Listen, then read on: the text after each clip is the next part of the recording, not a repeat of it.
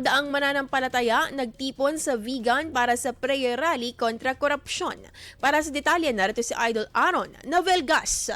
104.7 IFM. Report!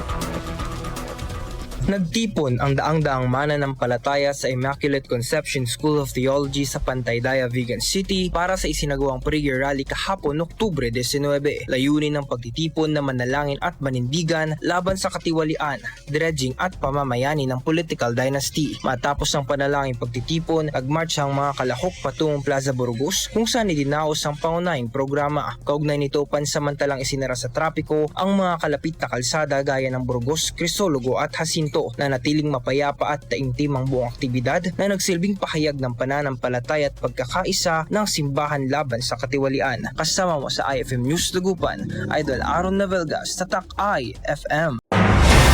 IFM News. IFM News. IFM News.